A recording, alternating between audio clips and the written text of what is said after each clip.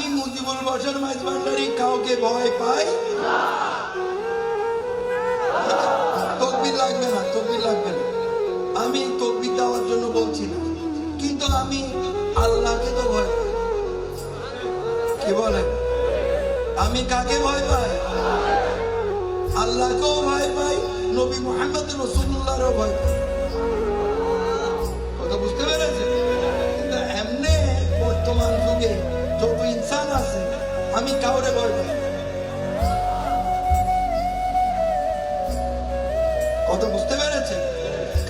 যার জন্য আমি কারো বিরুদ্ধে কিছু বলি না।